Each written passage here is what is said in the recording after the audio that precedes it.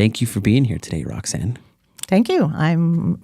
My pleasure. I'm honored to be here. LTD has always been a great addition to the town of Marana. Yeah. So I'm very happy to be here. We appreciate that. Yeah, we always get really excited when we have somebody from the town coming by, whether it be council members, the mayor, or Terry, or anybody that's involved. It's pretty cool.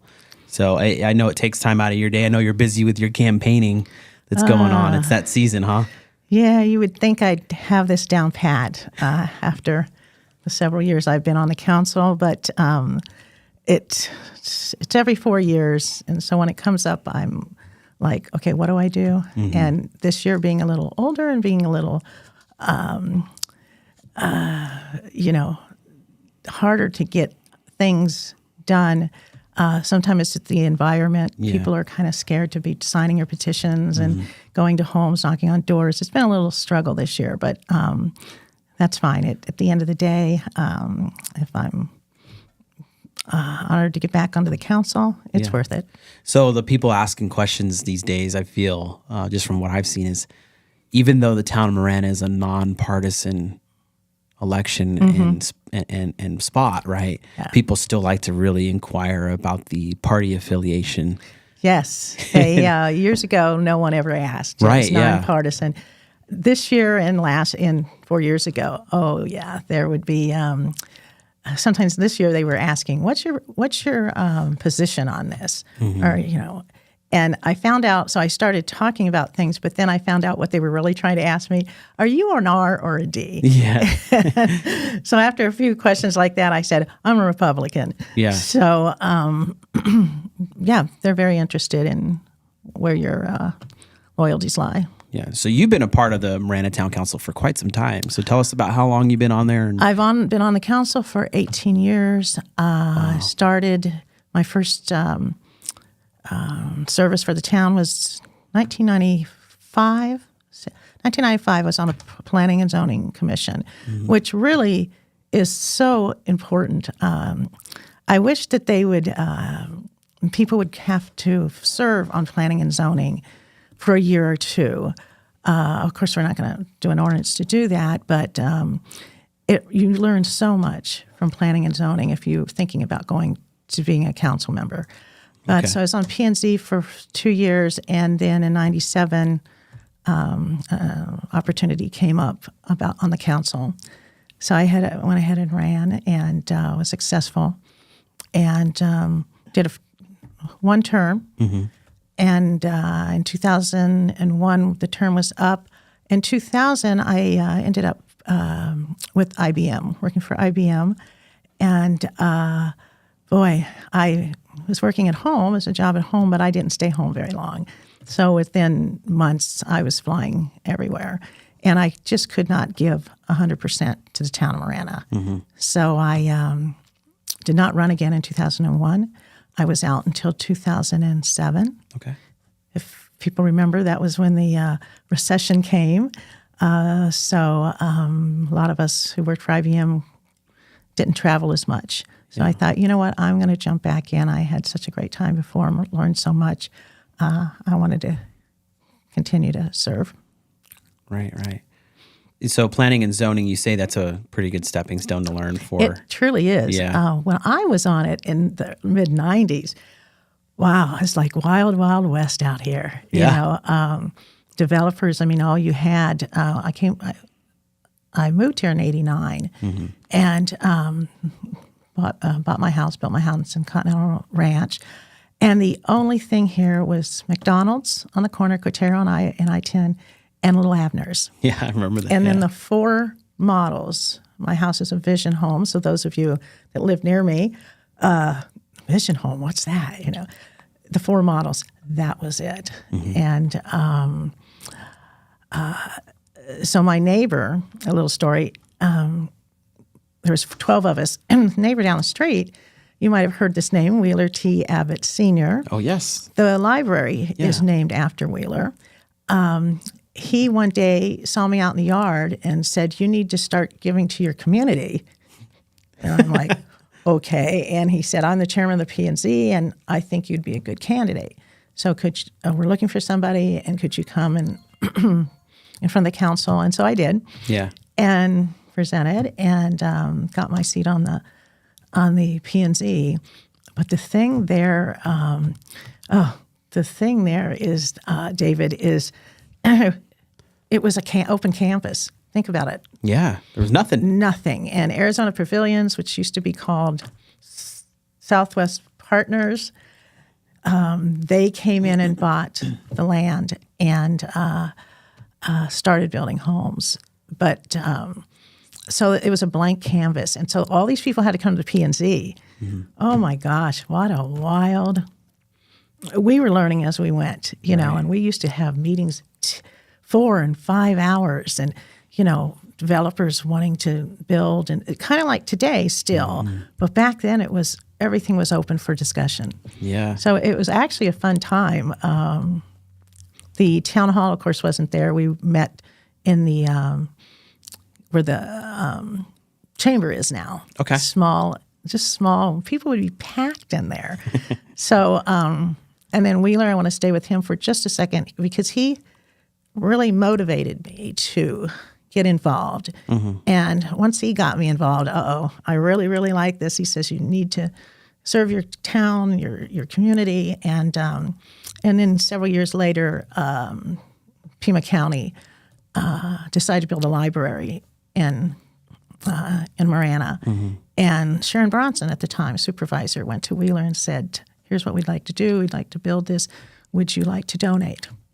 And he did. He donated $1 million. Wow. And so they said, well, we're going to name the library after you. And he had children, grandchildren, mm-hmm. And that's why he did it. And he could. Yeah. And so I really enjoy going into the library and wow, there's Wheeler. He's got a nice picture on his wall. I've got one at home, too, little one. Because they were great neighbors and such advocates for the town of Marana when it was so immature. I don't know about that's not a good word. When it was so small, mm-hmm. they really left their footprint on the town of Marana. That's a really cool story. I frequent that library pretty often with my kids. Yeah, we love it. My daughter loves going into the kids area where they have the play platforms and you can draw and all kinds of other things. It's not just stuck to just books. It's really cool. And the design is beautiful, too. Isn't that beautiful? Yeah, I remember when they took us in there for a tour. Yeah. I just go in there to look at, over by the windows. Mm-hmm. I just go in and go, God, this is a beautiful view. We're trying to just segue into that. I've been trying for the last year to get the hours changed or longer hours. Yes. I had some people from Saguaro Bloom and I think in Gladden Farm, some mothers and fathers saying, it's not even open on Saturday and Sunday. To me, it's just, you've got to be kidding. I mean, I know it's not because I go there. I just remember when I was a kid, that's kind of where we, of course, how many years ago was that? That's where we hung out, mm-hmm. is in the library. Didn't get much done, but, and so I sent a letter about a year ago up to Sharon Bronson and to the gal who runs the director of the library. Mm-hmm. So said, wow, we've got a lot of parents that in school, especially elementary, they say, take your kids to the library, let them learn things there. Well, Monday through Friday, mom and dad, a lot of them are working. And it closed at like 5 or something. Oh, Lord, the hours are just ridiculous. They close at 5. And they're not open on the weekend, so how can you take your child to the library? Yeah, it's hard. So they did change but not much, but hey, baby steps. 6 p.m. is better. I mean, baby steps, that's helped us, yeah. They did change some of the days till, 6? 6 p.m., I think Wednesday it might be till 7, not sure, but still no Saturdays and Sundays either. Yeah, there's still no on the Saturdays and Sundays. Yeah, so they did change it a little bit. Thank you, Pima County, for that. I'll still keep pushing because I see there's other libraries that actually do stay open on at least Saturday. So yeah, well, we appreciate that. Yeah, so just to confirm, so it's 10 a.m. to 6 p.m. On Thursdays, it's 10 a.m. to 7 p.m. 7, which is cool. Yeah. Friday, 10 a.m. to 5 p.m. And then, of course, the weekends are closed. Monday, it's open until 6 p.m. And Tuesday is also a 7 p.m. day. Is it? Yeah, okay, 10 a.m. to 7 p.m. So, it used to just be 5 all. Till 5, yeah. So that's cool. So, I just like going there and sitting and looking out at the some window, magazine. Yeah, there's magazines I don't get. So, I have a lot of these questions. I was drop my tablet. Thanks for saving that.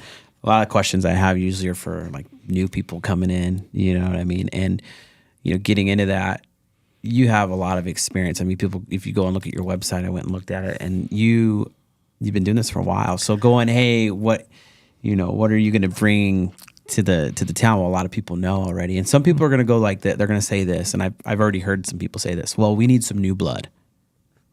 Right? Yes. Maybe Yes. that experience is too long, but we need some new blood. So how do you respond to that? New blood. Yes, my blood and a couple of my colleagues are getting a little older, and our blood is thinning. But the way I respond to that is, if you've been here for a while, are you happy with what you see? Are you happy with your roads? Are you happy with your parks? Are you happy with the police? We did that. Again, like I said, when I moved here, it was 89. 2 things down in Continental Reserve and hardly anything up in North Marana. And it's taken a long time. Things like growing and expanding is a slow process. But in the 18 years I look back, I'm happy and proud to say, wow, I had a hand in that. Mm-hmm. I had a hand in that. We, on our board, there's 3 or 4 of us. It's kind of nice because I can look at the mayor, I can look at Patty, I can look at her and go, do you guys remember back when? Who was that person and this and that? And it's nice to have that tribal knowledge and things that we did. Mm-hmm. And we have those conversations that we can't have with anybody else. Right. And yes, we are very much aware that, and we are a big proponent of younger people. Mm-hmm. And as a segue into that, this election, we have Melissa Zuppi running. Melissa she just had her birthday, 41, I think. Happy birthday, Melissa. Mom lives in Gladden Farms, I believe. She was born in Marana. I didn't really know her through all these years. I've known John, of course. And Melissa decided to run. And so I got to meet her, and what a ball of fire. What a ton of energy. Mm-hmm. I'm looking at me going, wow, okay, I thought I was still kind of getting it, but when I, spent some time with her over Founders Day and other things, a ball of energy, and a lot of new ideas. And that's what people want. Mm-hmm. And so I'm a proponent of new blood. Mm-hmm. We can always learn from younger people, absolutely. But then on the other hand, I think it's a good thing to keep some of us around for a while. Yeah. Even in business, we get new people in, and then you have to train them, and you have to do this and help them along. But then if I had a business, I think I'd probably look for an experienced person first. Mm-hmm. To not everybody being the same age, but somebody that has that knowledge, and that's what I have. As we see here, is I just remember things as you ask questions. I got a lot of stories that I'd like to tell that people may not know of, and so I'm hoping that with Melissa, if she is successful on the council, 2026 is coming up. If anybody is thinking about running in a couple of years, especially to the younger people out there, do it. But I would be honored and grateful if I stayed on for at least another 4 years. Yeah. Because we still got a little bit of work to do. But I think for me, it's I just enjoy sharing. Yeah. Sharing everything that I know. Yeah. Well, it's important to mentor in any. Yes, absolutely. Absolutely. Career-filled business, everything. You got to have mentorship. Yeah, there's not a school of council members. No. Again, P&Z is a good start, but it's and communication is a lot to do with what communication with people is things that you need to do. Mm-hmm. especially with common sense, there's a lot of things that we do that just don't make sense and to people. But yeah, we're very open to that. Yeah. I know some folks continue to think we're not. Another thing I wanted to I put on my put on Nextdoor. I do a lot of Nextdoor for those who see me. We don't make a lot of money.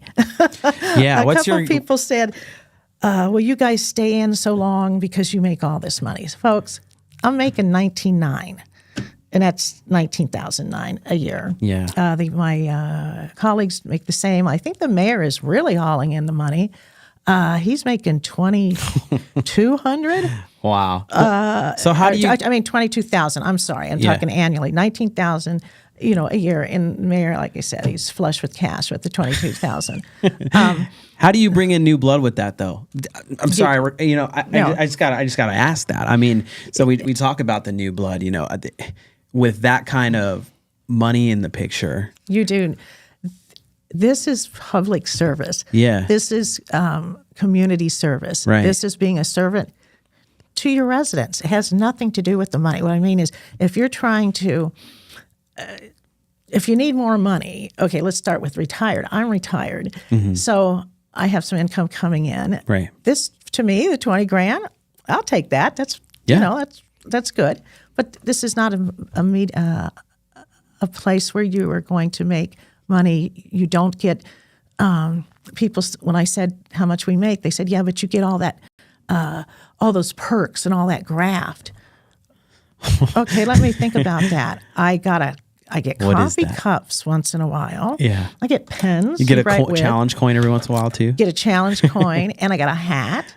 So it's all to do with public service, giving back. Like Wheeler said to me years ago, you need to give back to your community. And I'm proud to say that the folks on the council right now, every one of them, and it's very unusual to have that, but every one of us want to give back. Where most of us are retired, we've done our 30 years or whatever for work, and we love this community. All of us have been in the community, I'm thinking, a pretty long time. Of course, the Posts have been here forever. The Kais, John Officer, Patty, and I have been here 30 years.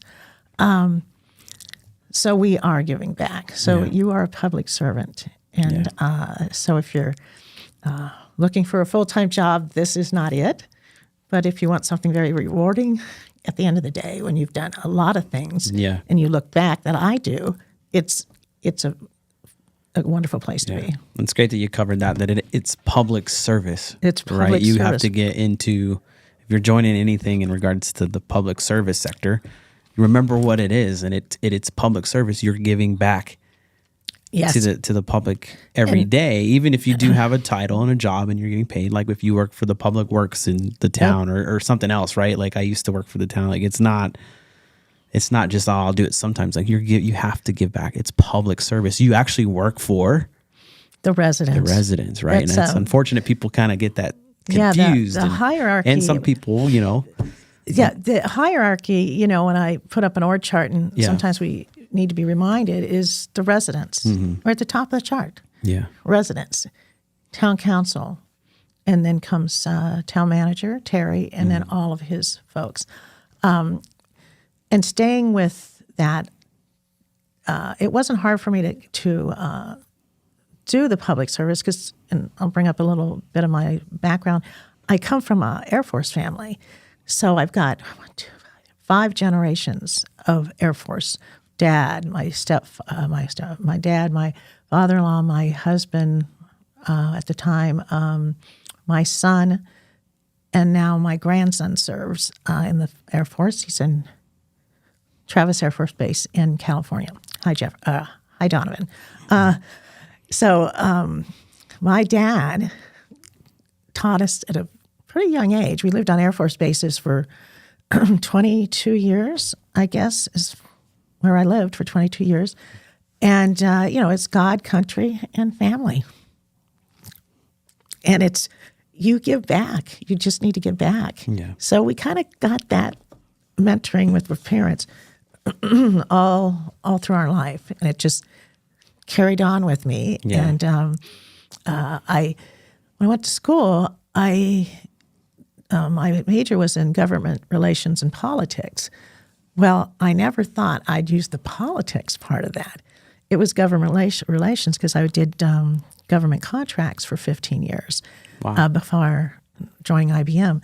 And so that's why I did the government relations part. And I was a contract manager and negotiator for a lot of government entities. But the politics part, I didn't really think much of. But I enjoyed it. I always enjoyed politics. And then when I got over here and Wheeler caught me out there pulling weeds one day, you need to give back. So, it's and if you do it right, and you will get a lot out of it. Yeah. A lot back. Yeah. Well, the town's thriving. Town's thriving. Just like an energy here. Yes, and I know some people, when I moved in, I thought the same thing as, this is really nice. This could be a very nice small community, like a hometown community. But one thing I did know, because I did my homework, was this is a growth community. Mm-hmm. This community is, like I said, a blank canvas. Mm-hmm. And everybody was coming kind of north. Continental Ranch went in and started that growth. Mm-hmm. And then everything was going north. And we did not plan to, and so to stick with that a minute, a lot of people are not happy because we've grown so fast. And we moved into what we thought would be a bedroom community or a small town feel. It was never going to be that because you need to have money to build the town.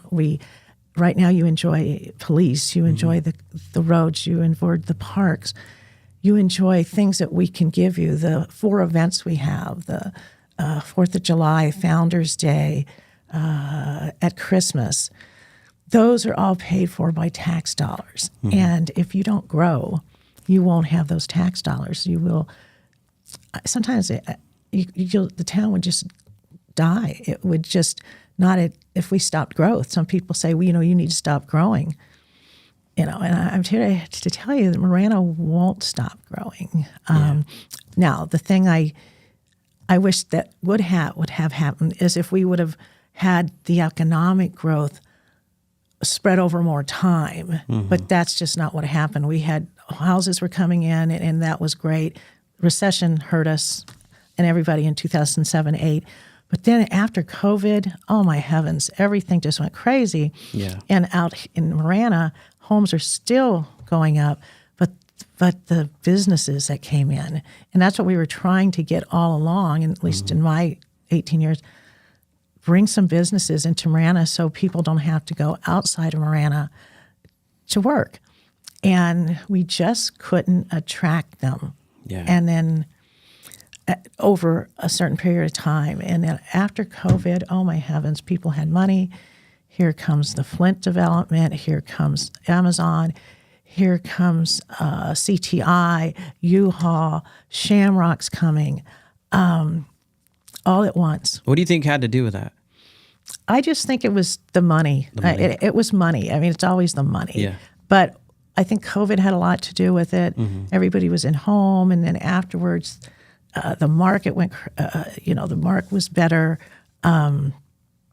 People just in business had some money to spend, and they saw Marana going, "Wow, there's not much going on up there. Let's go look." Mm-hmm. And we just kept getting people coming to town, and more, asking for permits. It was insane there for the last 3 years. Do I wish it was spread over a longer period of time? Yes, because people just think that now we just want nothing but businesses in there because of all this money. That's not what it's about. It's about getting businesses in, keeping the jobs in Marana. Yeah, we'll make some sales tax on that. We'll make some construction sales tax when they build in Marana. But it's for the residents. It's what we need up here to keep Marana relevant and alive. Do I wish it was slower? I do. And I thought it would always be that way. But I think, and I understand people go, man, I look around, there's all of a sudden everything at once. So we're saying that, I still think it's up here in your mind that we're still a small town feel. I think it has to do with the people, the residents. We still treat each other as individuals who we love to serve, and we don't get into the chaos. Sometimes you see down in the town, city of Tucson, or the Board of Supervisors, we just thankfully don't have to go that far. Yeah. We don't have to, and I think nonpartisan races. One of the reasons we don't have districts, we don't have wards. I think that helps because we're not competing against each other. The council. We certainly have our own opinions, and those have watched. That's important, though. Oh, it is important. You have to. Because sometimes, you don't want the group think coming, and it's usually me. I'm usually the naughty one. Everybody knows I'm the naughty one.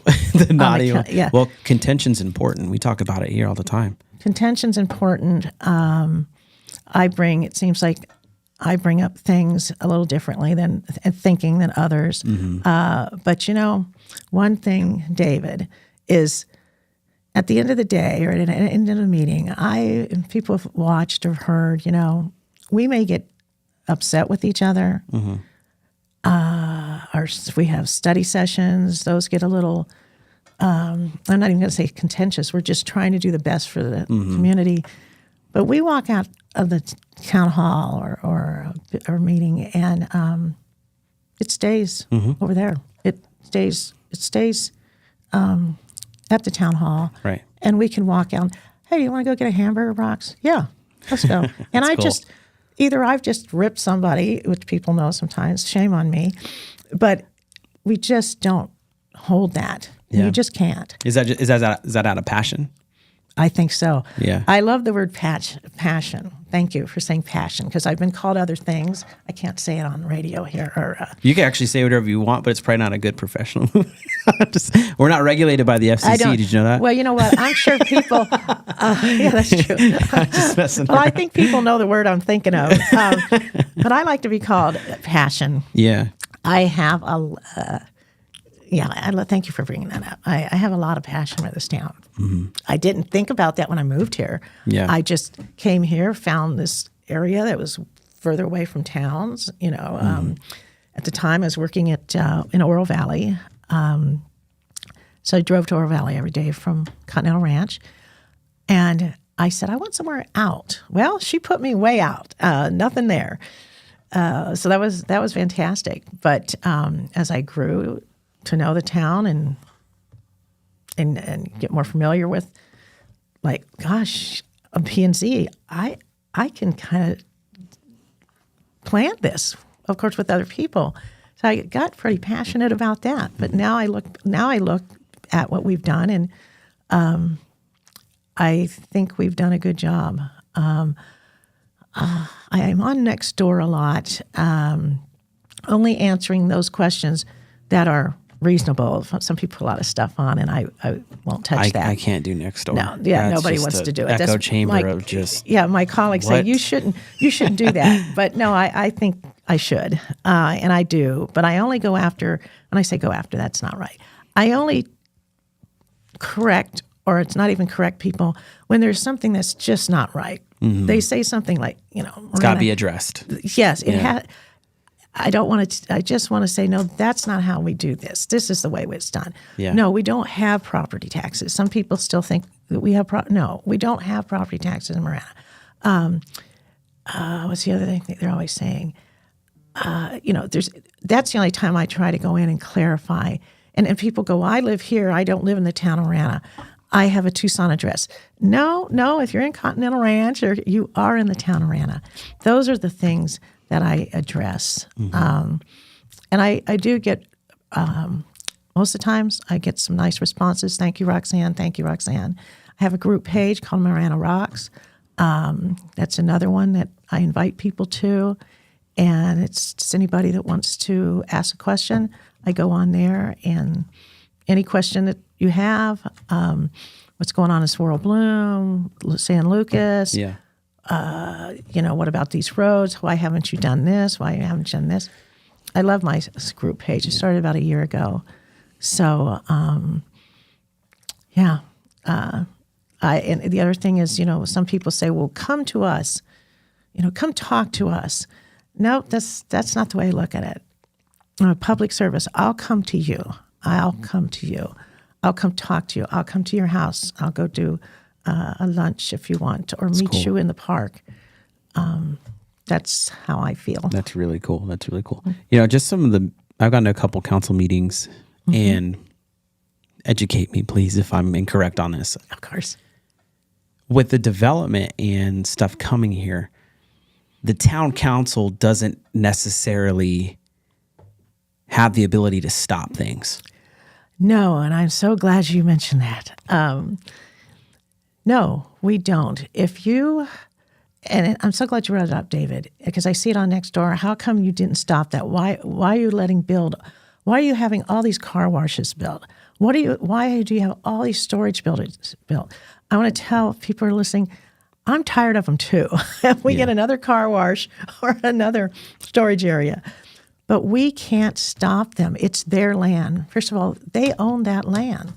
And they might have only owned it for 4 months, 4 years, or 20 years. But it's their land. And they have the right to build on it. Marana, and I want to make that clear, we don't have a lot of land in Marana. We have the town hall, the police station, the new, oh my gosh, the rec center and the pool that are going up, the new ones. I think that I think I'm most proud of. Yeah. On the one that gets built. It's going like crazy. It's just going to be beautiful. We have that and the land across the street from it. And the maintenance operations center down in Ina. Those belong to the town of Marana. We might have very few other pieces of land, but some people think we have the land and these people are coming in. No, and the other person has the other rest of the land is Arizona State land. Arizona State owns a ton of land in Marana. So that's theirs. But this growth you're seeing, and with all the new buildings, those aren't ours. These are people who have had this land. They own the land, doesn't matter how long. As long as they come to the town, they pull their permits. If the zoning is correct, if they follow our land codes and our ordinances and our rules, they do their landscaping and their lighting and whatever else that they need to abide by to be successful in getting a property on there. Yeah. There's a lot of steps there that they got to accommodate to make that happen. There's a ton of steps. And you wouldn't believe some of the things they have to, all the checkpoints through the town. I can see it on the website. There's a website, a projects website. It's a fantastic tool for the council and residents. And you can go in there and just even see letters coming from the fire station, coming from the landscape department, letters from the Northwest Fire, every department, the water department. Yes, this is okay for water. Yes, this is okay for sewer. Transportation, yes, it's fine the way it is. Or no, we need to do a traffic study. Unbelievable things that have to be done until that person gets the check mark to say you can build there. Right. So again, I really don't want another car wash or another storage area in the town. But if that's the zoning they have, and even if it isn't, if they want to come in and rezone, that's a whole nother process. But if they can follow Arizona State statutes, Arizona revised statutes, that comes into play also on our recommendations. So that's why we can't stop some of these things that are coming in. I want to mention something. Maybe this is just because I like the grief, I guess, but Amazon. I get so many people over the last 2.5 years about Amazon being in the town of Marana, down on the corner of Silverbell and Ina. Yeah. It's there, folks. A lot of people didn't want it there.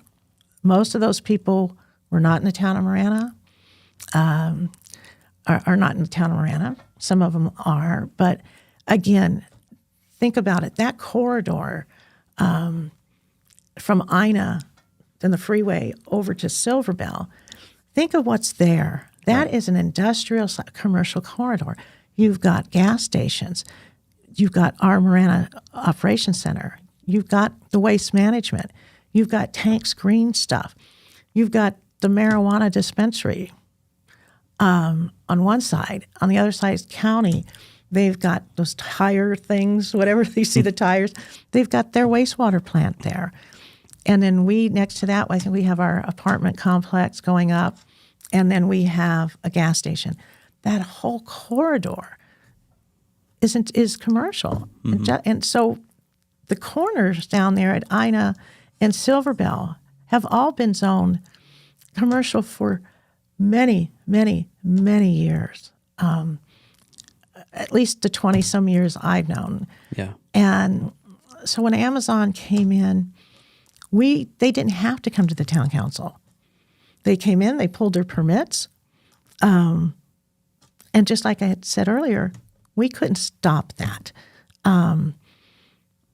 So they built their building, and I know a lot of neighbors, they didn't like the colors, but that's their trademark. We have others in the town, they have trademarks. U-Haul is orange. McDonald's has the arches that are yellow. Do I wish we could have gone with a desert colored? I think folks, yeah, but it's there. And again, if we had tried to stop them, and I don't even know how we would have been sued. People say, oh, no, we will get sued. I mean, it's. And who has to foot that bill? That's the Met residents. Yeah. So I'm not apologizing for it. I just want people, I think once they understand why we couldn't just say, no, we don't want a Amazon there. It's ugly. It's too big. Some sites, view sheds might have been interrupted.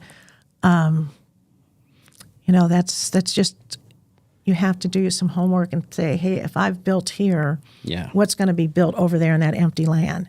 When I built my house, I knew exactly what was around me. Yeah, that's your responsibility as a homeowner. Yes, I knew I was in a master plan community. You don't pay for the views. I'm sorry, like when you go and buy a house, no, it's not. Oh, that's a guaranteed thing, unless perhaps you have either a wash behind you, which is not going to get built in, or other houses, right? Like it's something you should be looking into. Yes, when I built in Continental Ranch, I wanted to build. Not where I built, but I built on a corner, which I like. It's bigger. But I wanted to really build it across the street up against a wash, because when I looked at the plan, there's a wash, which will never be built. Nothing can be built in a wash. And then beyond that is a park. Right. So I'm like, wow, I'll never have a view shed problem here. Couldn't afford those. They were at that time, those were about $10,000 more. And it was kind of protect your view, but you have to be careful because people will pay.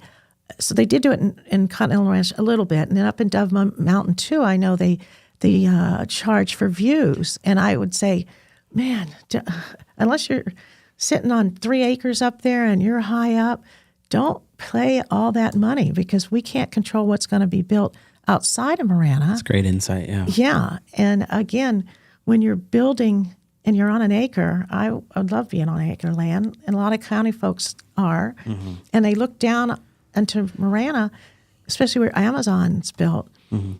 Those are commercial corners, and you have to ask yourself, one day something's going to be built there. I'm not, and some days, like on those 4 corners I just talked about, those things have been empty for as long as I've been here. And then here recently, we, of course, got the Amazon, we got the gas station. Now on the the northwest corner is a building that's just starting.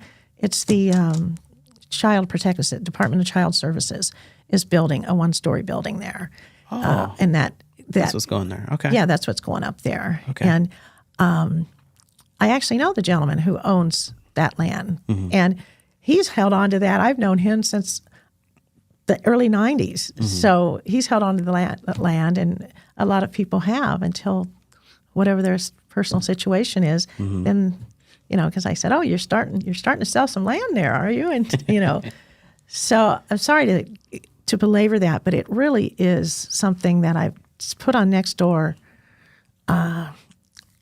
to say, no, Marana has very little land, and we have to follow, our codes, Arizona revised statutes, every other thing that we regulate.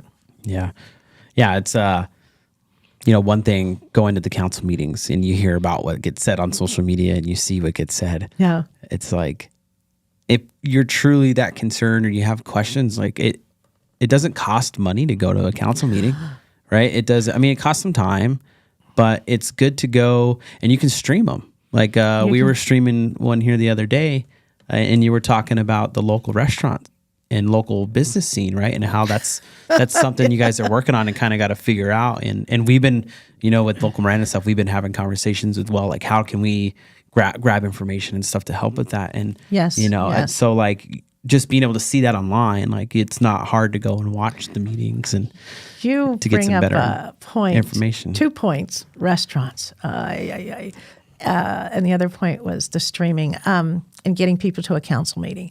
I have tried for almost 18 years to get people to a council meeting, just one a month. Yeah. We only have, it's the first and third Tuesdays of the month. If you could just make one, or maybe every other month, because then a lot of the stuff, you can come up and talk to us. We're very, we love to talk to people. I see new people that come in the door. I go up, thanks for coming. I don't know what to do if anybody's listening and they have an idea to get more people to a council meeting. And it's just tough. But if you're watching, if you're streaming it, that's fine too. Because you just start learning instead of, oh, I know that because I heard it from the council, or you know what I mean? And we've got such a huge website now and there's so much on it, but I don't know how many people visit our website on a day, on a weekly event for them to go to the website and look. I doubt that there's a ton of them, but there's so much going on that just coming to a meeting and even engaging with us and talking to us is great. Yeah. And restaurants, we brought it up last night. Terry Rosema, our town manager, he sent out, I had asked him to give us an update last time we were on council. He sent out an email about update of the restaurants. Bottom line is, no, we don't have a new restaurant. And we've been trying to get one for I don't know how long. I mean the sit-down restaurants with the kid, with your family. And you're talking about just an establishment period, whether it's a chain or, because here's what we've learned. Yeah. Okay, so I'll let you know. In conversations we've had is there's not enough doors in the town yet to accommodate the economic. Doors, okay, when you say doors, are you talking about rooftops? Houses. Residential. Yeah, sorry. Rooftops. Yeah. Rooftops. Yeah, rooftops. Is that okay? Doors. Okay. We're your media. See, it's rooftops. Rooftops. Okay. That's why I was thinking doors. Sorry. No, David. That's what you get when you ask an investor. They say doors. Oh, do they say doors? Did not know that. Okay. But the conversation was that there's not enough rooftops yet to accommodate the economic sustainability of local establishments to succeed. And you're talking restaurants. Yes. Because that's actually one of the hardest businesses to get in with, and it has one of the lowest profit margins. I mean, you're running probably, most of them are in the single digit percentage on their profit margins. I agree. I mean, I agree that a lot of them, that's a huge... It's a hard thing to tackle. I mean, I think from everybody. It is a hard thing to tackle. Yeah. The rooftops, though, I mean... You got to be kidding. It's weird to me too, but but in the scope of things, you think about it like.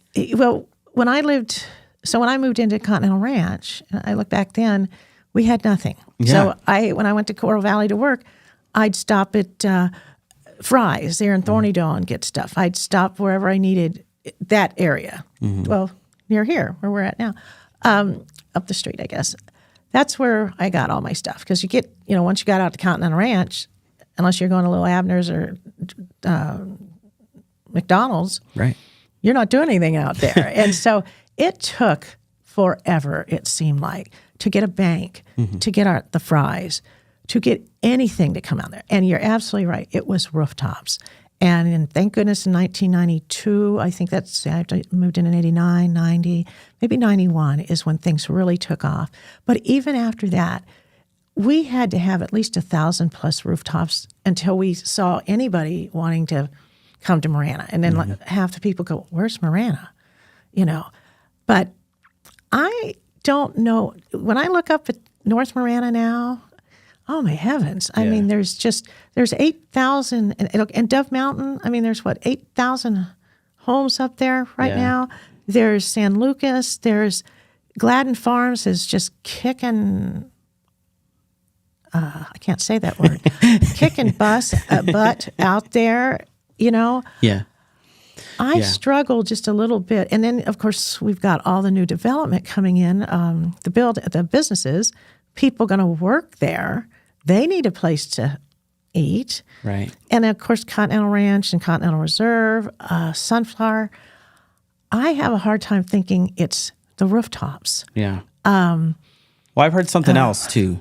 It's the so for, let's say, a local mom and pop decides that they want to put something up in let's say, Gladden Farms, for instance. Yeah.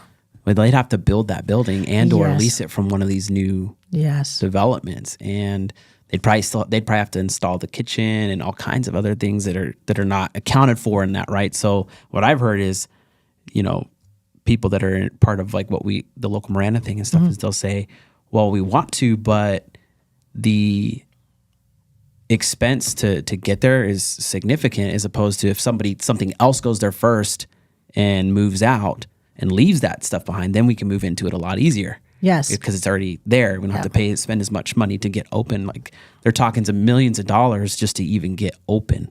No, David, you're absolutely right. That I would agree with is the mom and pops, which a lot of those, I see them coming into Tucson, but there's already a place there for them. Right. Yeah. And the small business, there's a place there. Yes, we have right now, okay, I think Boston's, of course, this building is gone, or not gone, I'm sorry.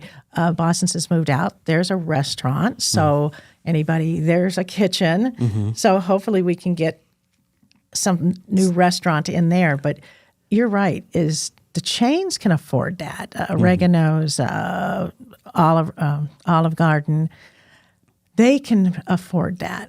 But the smaller mom and pop where you get a lot of good food, I agree. They cannot come up and start doing a brick and mortar building. Yeah. We're hoping, and you know what, before I forget, I think I'll put on my website, Terry did send out, Terry Rosemar did send out a very, it's kind of a long article, but it explains a lot of stuff that they're working on and how it's been a challenge. Yeah. To get something into Marana. Maybe I'll put it on my website, and people should read that so you can see people are working. The restaurant recruitment team, they are out there working and pushing and taking part in meetings, and so we are the town, along with the chamber and gentleman who. For the Simon Properties, the mall. He's on that team too. So they are really trying. But I'm just so frustrated. And I know a lot of other people, when I've been out canvassing and stuff, going, talking to people, restaurant, where, so. Where's it at? But you're right. Yeah. I mean, the other thing is too, a lot of people say, if we put a restaurant up there, we have one down here, but our folks don't have transportation up to Marana because they don't have a car. They'd have to take a bus. Well, of course, we don't have a complete bus line to Marana. But it has been a challenge. I would encourage people to if I put on my website, to read that and see all the touch points that you have, that they've gone through. Okay. But yeah, it's, I feel really, and one other thing is, if you are out there and you do have some money burn in your pocket, I would burning in your pocket. If you go by Cracker Barrel or Roadhouse, Chili's, oh my heavens, every day of the week, those people are packed. You're right. So I just think about, man, if you put a restaurant over by the mall, or or build one, you would be banking some money, because people would be so and reasonable prices, great food. People would be coming to that restaurant in a heartbeat. Yeah. But just a couple more questions and then we'll get going. But piggybacking off of that, just something that I was thinking about, and again, educate me please if I'm wrong, but an idea is, so I spend a good amount of time up in Queen Creek and Gilbert because of family, and they have local establishments embedded, but I can't confirm if they're new. They were part of building those things and getting in there. I don't know about that, but they're embedded and they're doing it. But then I go back to the rooftop thing. There is a lot more people out there, but it's something I've been trying to figure it out. I've been trying to poke around up there, like, hey, how are you guys doing this? Or what does it cost? Just like pretending that I'm gonna open a restaurant or something. But here, like, what if there was, and this is a what if. People hate what, I don't even like what ifs, but I'm just thinking here. Like a food truck area that was like a committed spot that was available for food trucks to be at on a consistent basis. Because I know they do like the roundups every now and then, like Gladden Farms. I'll see like, hey, we're doing our food truck roundup here, and I'll see mainly Gladden Farms, and sometimes a school will do it, right? Like, hey, you can have it. Like, what if there was like a spot that was like a dedicated area for like these local? Because a lot of the local places now I'm noticing are adding on a food truck to their brick and mortar so they can go out to spots. So that would be nice to either come here or there. Yeah. Yeah, the food trucks. I know there's a lot of health stuff to deal with that, but. It is. And even in Continental Ranch, we did a food truck roundup, I think it was called. I don't know why it just wasn't that successful. There wasn't. Yeah. And now I'm just talking about the one in Continental Ranch. It just seems like we tried it a couple of times. Right. People came, but I don't think enough to sustain, the 4, 5, 6 trucks that were out there. Okay. It was near the park. I thought it was a great venue to come and kids can play in a park. But I don't know why that didn't work. We've tried it twice down there. Yeah. Now, up in the town of Marana, they're always pushing the food trucks, which I love it. There's a lot of people getting into that business. As for, we have them all the time. Sometimes we have them come for our employees for Employee Appreciation Day. And they have other times they said, hey, the food trucks are coming. Let's, participate with them and support them. Which is cool, because you don't have to do that. No, we do that for our employees or anybody who wants to come in. And I do see Gladden Farm has them come in at certain times, but it's not the answer to, and I like food. There's some really good food on those food trucks. Yeah, absolutely. But again, it's not the answer to just a sit-down restaurant to take your family, friends to. Right. And I support the food trucks 100%. They're do our 4th of July. But, and as you say, when you say to find a spot for them. I know there's not a lot of room left. I was thinking about, I hope the vice mayor's listening. Maybe he can put some in the pumpkin patch some days and say, come out to the pumpkin patch. Yeah. You know how that area is. Yeah, I know they do on certain events for sure. They do. I've seen, because I've bought some good food out there. Yes, they do pull them in when he has events. But I'm thinking just for like you said, a place to go. Maybe every Wednesday or something. Here's an idea. Yeah, go to the pumpkin patch. Yeah. And, he's going to have, 5, 10 trucks out there. Yeah. I just trying to think of a big area. But they certainly have helped, and they're good for our town. And we usually have them, Christmas, always having the food trucks up there. I'm just sprinkling ideas. I hear you. That's the thing. Keep telling us. Most of the ideas that we get, good ideas, are from residents. Yeah. That's what I tell people. There's only 7 of us up there, but we have a fantastic staff now. I just can't say enough about our department heads, our town manager, just a great professional group of people. Right. And they have some really good ideas. But the residents call in or write in and say, what about this? And there's some really good ideas there too. Yeah, I'm sure. Yeah. Restaurants. I never thought that would be our Achilles heel, Yeah, would you say that that's like the most important issue right now? I think really the most important issue, and I was looking, is really transportation. Okay. Again, the growth. The growth came so fast in these last several years. And, you look at Cortero, poor Cortero. And Tangerine, too. And Tangerine now, and oh my gosh, Marana exit. There's plans in the works though to fix those? Yes, if I understand right. Yes, thank you. They take time. You can't just go and start chopping up ground. And we just had a retreat in March, February. Gosh, when was it, guys? February, March. The whole thing was about transportation, and we went over old stuff. We went over new stuff. But the growth has come so fast. When I go, I try not to get on Cortero, at morning or evening. But it's people just can't get places without running into traffic. Of course, evening and morning and evening is rush hour, but even during the day, it's just crazy how much traffic there is because there's such growth now. Mm-hmm. So yes, the good thing is we have looked at this many, many times on what we're going to do. There are plans in place to help the people coming off of Marana. I mean, you remember that song, 50 Ways to Lose Your Lover or something? It's like at the Marana exit, 7 ways you could get killed up there. I shouldn't say that, but I'm going to. There's just 7 or 8, I sat there and counted them one day, of all the different rights, lefts, going straights, getting down the frontage road. It's definitely an uncomfortable area for sure. It's a very uncomfortable area. And back in the day, day, it wasn't that big of an issue because there wasn't much traffic. But now that you have all these houses and yes, now we have all the houses. Businesses. And then, we've got San Lucas. San Lucas over here and their friends and Adonis. And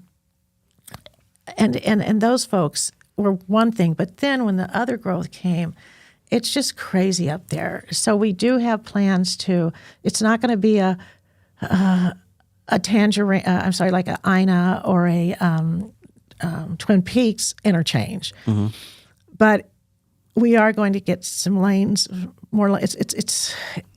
I'm not going to say temporary, but we have to do something to help these folks, and we are going to put some more lanes coming off the freeway at the Marana exit. Also at Tangerine, people are, like last night I went to a council meeting. Oh my heavens. You're out on the right lane at rush hour, and that's very dangerous. So we're going to put some extra lanes in there to bring those people off, like we did at Cotero. Right now, and at the retreat, it was just overwhelming almost how much money is required for these things. Well, you have to coordinate with ADOT and the railroad, right, to make this kind of stuff happen. Like it's not like you guys can just go and walk in there and. No, ADOT. The good thing is we are number 1 on their list for Cortero. Oh, that's great. Yeah. For Cortero, and to me, the problem with that though, and I just can't get into it, but that's a $200 million. $200 million? Yeah. Price tag.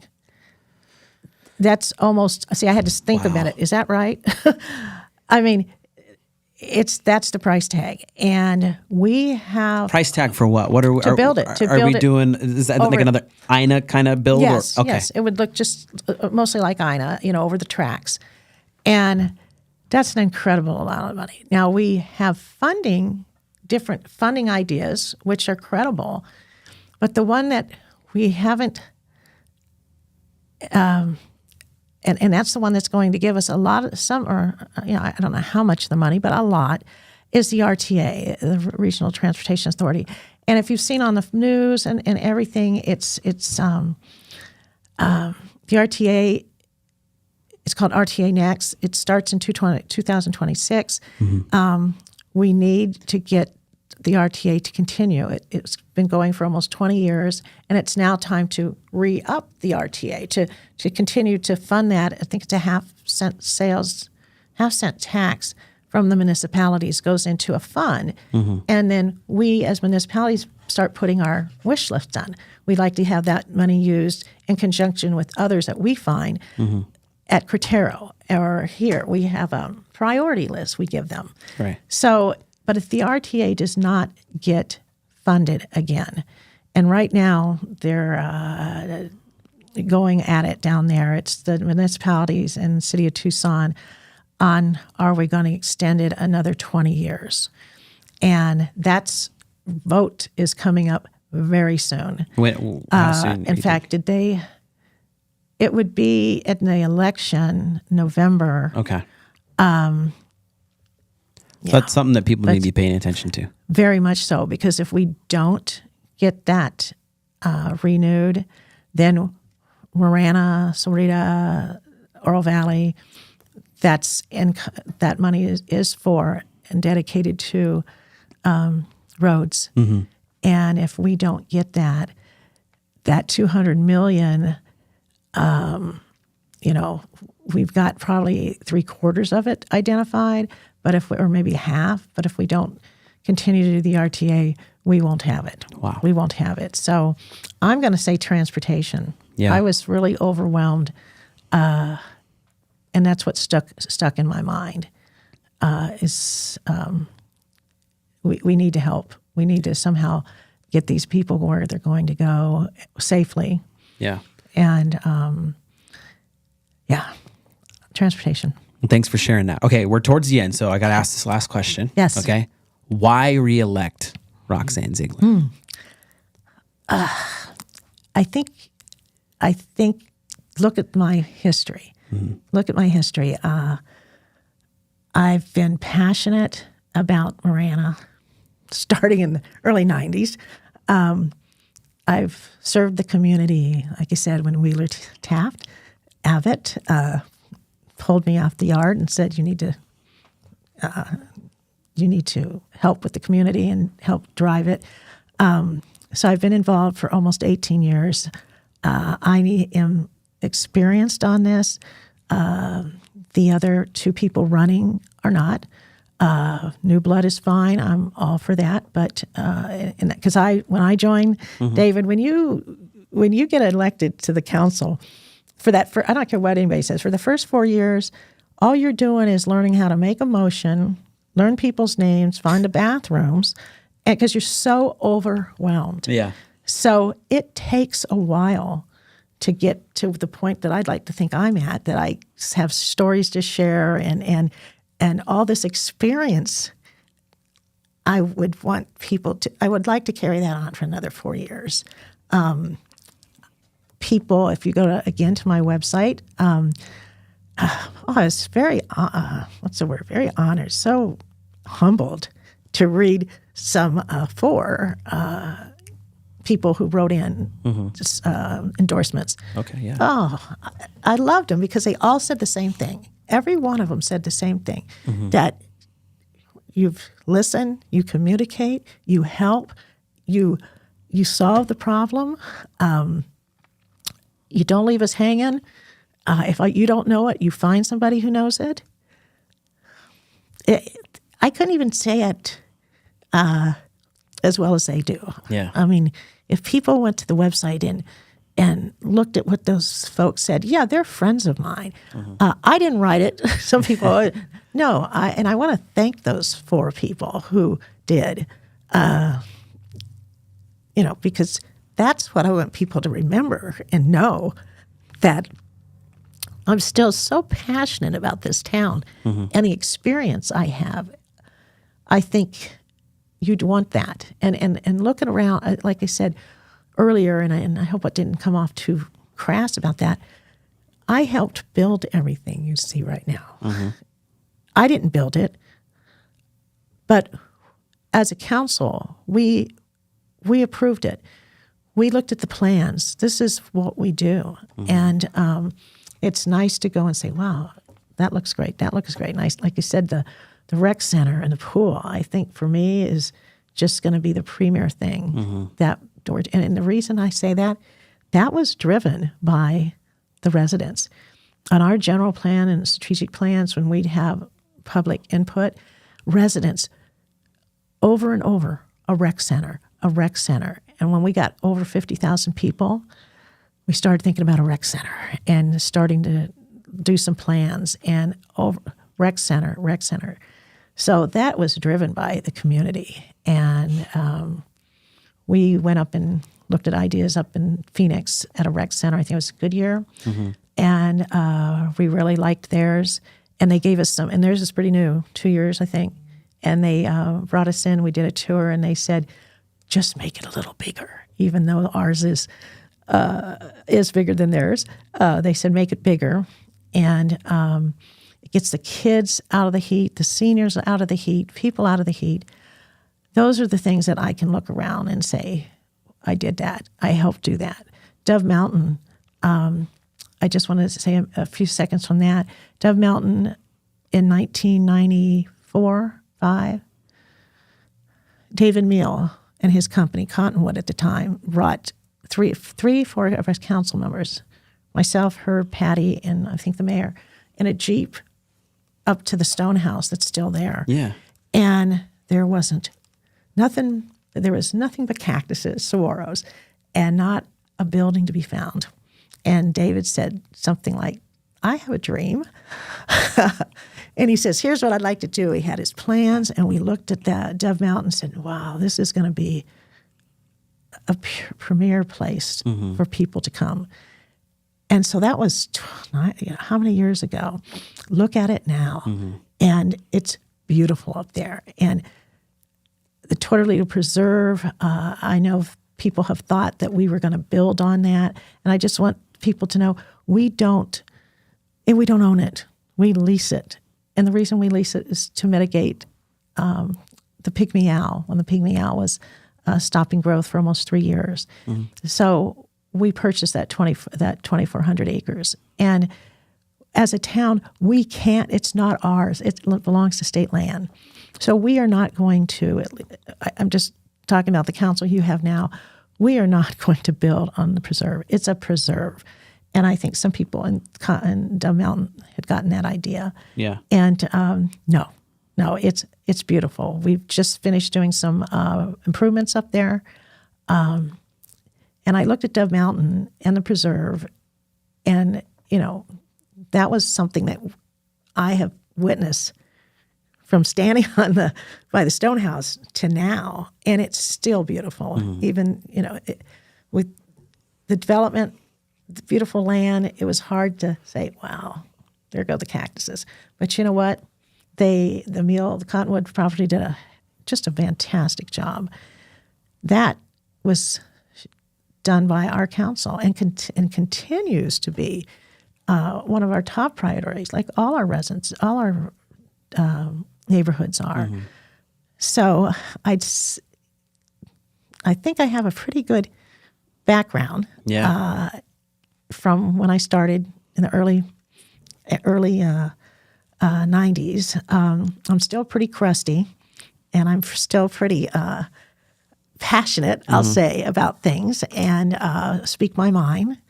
But it's always going to be straight talk from me. I don't sugarcoat anything. So I would be honored to have